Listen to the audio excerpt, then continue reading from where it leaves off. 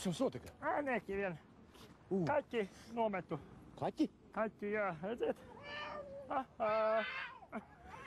Nu, kaķi metot no liela augstumā, viņš 100% vienmēr nokrīt uz kājām. Nu, ja? No sviestmaizes likuma, zinat? Sviestmaizes? Jā, nāciet.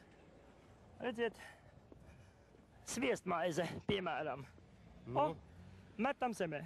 Un kā jau tas bija jāpierāda, viņa vienmēr nokrīt ar sviestu uz leju. Nu, ja?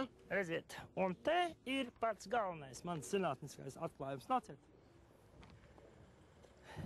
Ja mēs sviestmaizi pievienojam kaķim, nu, uzsienam uz muguras, nu, redziet, veidojas tāda konstrukcija un metam kaķi attiecīgi zemē.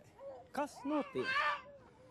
Kaķis, krītot uz sviestmaizi, protams, krīt ar sviestu uz leju, bet tajā brīdī viņš uzreiz ekspansīvi metas kājas.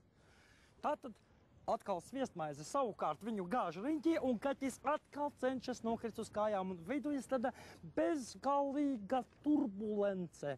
Jeb kā mēs to teiktu zinātnes valodā, veidojas perpetuum mobile. Mūžīgais zinātnes. Un tagad padomājiet, cik mums Latvijā ir kaķu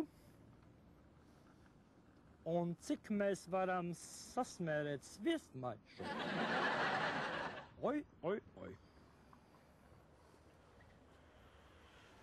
Nē, jūs padomājiet, kas tā ir par enerģiju?